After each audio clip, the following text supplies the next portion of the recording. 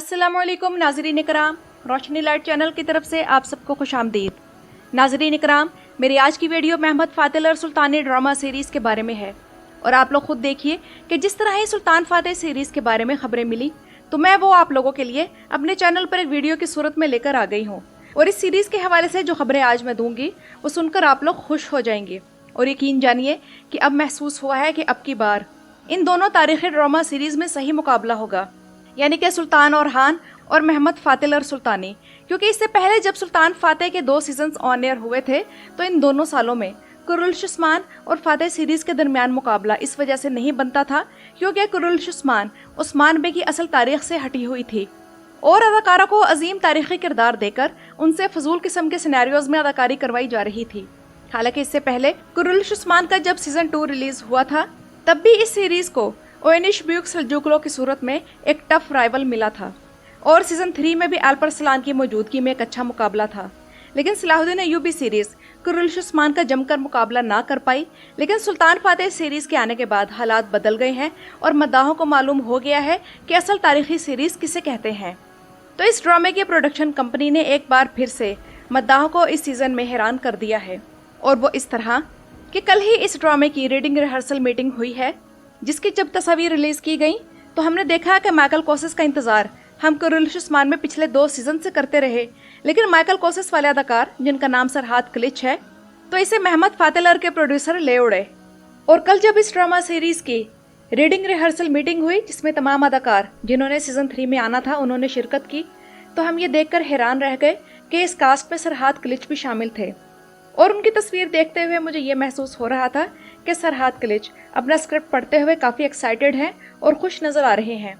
क्योंकि इस बारे में तो हमें परेशान नहीं होना चाहिए कि उन्हें क्या किरदार मिलेगा, क्योंकि इस सीरीज़ के बारे में तसल्ली है कि हर एक को बेहतरीन सिनेरियो मिलना है।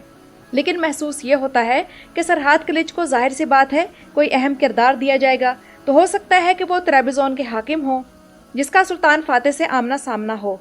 और कुर्रुल्श उस्मान छोड़ने के बाद सरहाद क्लिच ने इन सालों में जितनी भी टीवी सीरीज़ की वो फ्लॉप रहीं। तो उम्मीद है कि सरहाद क्लिच इस सीरीज़ में आकर अपने किरदार को बेमिसाल बना देंगे और आवाम में फिर से मकबूलियत पाएंगे, क्योंकि वो ऐसी सीरीज़ में आए हैं जो उनकी पर्सनैलिटी के हिसाब से इन्हें सूट करती है। तो इनकी मौजूदगी इस सीज़न में एक वंडरफुल एडिशन है। इसके अलावा नई कास्ट में गो खान कराचिक नामी अदाकार भी शामिल है जिन्हें हमने दरुल शारतरुल में भी देखा और अभी हाल ही में सलाहुद्दीन अय्यूबी सीरीज़ में भी अपना किरदार प्ले कर चुके हैं। और मैं इनका एक डायलॉग बोलूँगी जिससे वो ड्रामा सीरीज़ देखने वालों को याद आ जाएगा कि इनका किरदार कौन सा था। इनका डायलॉग था, जानम कुर्बान। ये सलाहुद्दीन अय्यूबी सीरीज़ में नूरुद्दीन जंगी के भाई मलिक मौदूद के राइट हैंड थे। इसके अलावा नए आने वाले अदाकारों में हाकान गैरजिक, मुराद ओनुक और फातिह यिल्माज भी शामिल हैं। और फातिह यिल्माज के बारे में मैं आप लोगों को बताते चलूँ कि शायद इसका रिकॉर्ड है कि दिरिलिश एर्तुरुल से लेकर अब तक तुर्की में जितनी भी तारीखी ड्रामा सीरीज़ आई हैं इनमें ये ज़रूर होता है। और वैसे मैं 2 अदाकारों के बारे में इंतज़ार कर रही थी कि उन्हें सुल्तान फातिह सीरीज़ में कब लिया जाता है। इनमें से एक तो यही अदाकार है फातिह यिल्माज, क्योंकि इसकी पर्सनैलिटी भी तारीखी किरदारों के लिए बिल्कुल सूटेबल है। और नाज़रीन इकराम, दूसरे अदाकार का नाम है नूरुद्दीन सोनमेज़। जी हाँ, हमारे बामसी बे। मुझे इस बात पर हैरानी है कि अय्यूब गो खान जो कि सुल्तान फातिह सीरीज़ के प्रोड्यूसर हैं वो दरुल शारतरुल और कुर्रुल्श उस्मान के काफ़ी अदाकारों को इस सीरीज़ में कास्ट कर चुके हैं। लेकिन नूरुद्दीन सोनमेज़ उनकी नज़र से कैसे बच रहे हैं। हम बामसी बे को मज़ीद किसी तारीखी किरदार में देखना चाहते हैं।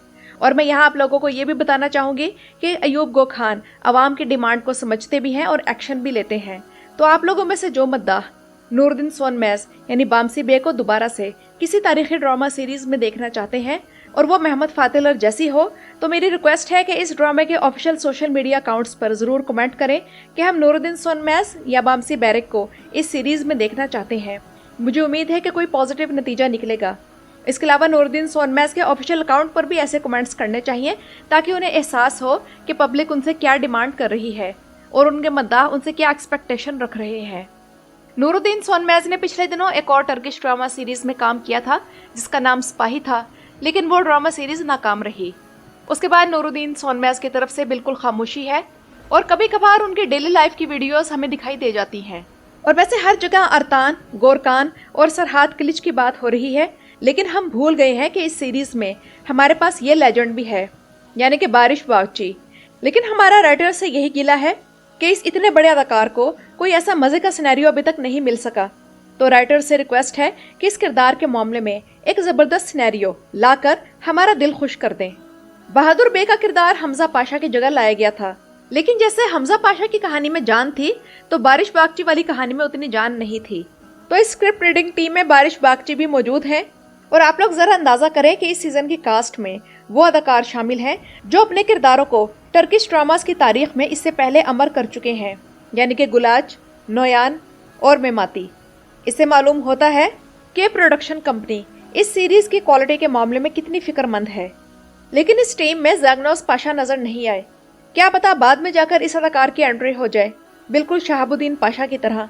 और इसके अलावा इस टीम में 2 लड़के भी नजर आए, और मेरे ख्याल में दाएं तरफ वाला लड़का शहजादा बायजीद होगा और बाएं तरफ वाला शहजादा मुस्तफ़ा होगा, क्योंकि जाहिर सी बात है कि 10 साल का टाइम जब दिया जा रहा है तो शहजादा बायजीद अब इस वक्त 16-17 साल का होगा।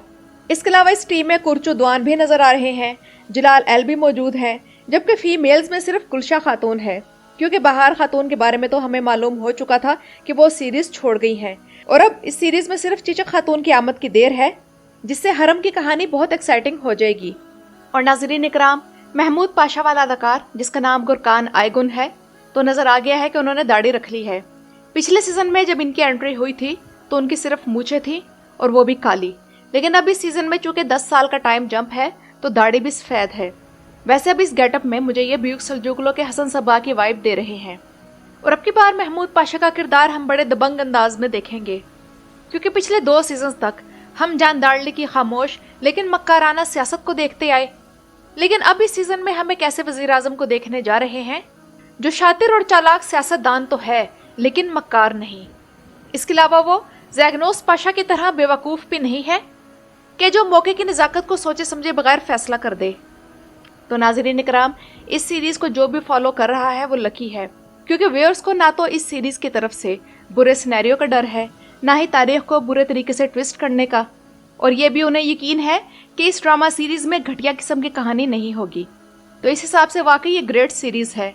कास्ट भी एक्सीलेंट है और जो भी देखता है वो इम्प्रेस हुए बगैर नहीं रहता। सच तो ये है कि जो भी ये सीरीज़ बना रहे हैं वो तारीखी सीरीज़ बनाने वालों को मुफ्त के लेसन्स दे रहे हैं कि देखो तारीखी सीरीज़ ऐसे बनाई जाती है। तो नाज़रीन इकराम, ये तो थी मेरी आज की वीडियो। सीज़न 3 की शूटिंग 1 सितंबर से शुरू हो जाएगी, तो आप लोग इस बारे में किस हद तक एक्साइटेड हैं, और कास्ट में शामिल नए अदाकारों में से आप लोगों को किस अदाकार के आने की ज़्यादा खुशी है, मुझे कमेंट्स में ज़रूर बताइएगा। मेरी वीडियो देखने का शुक्रिया।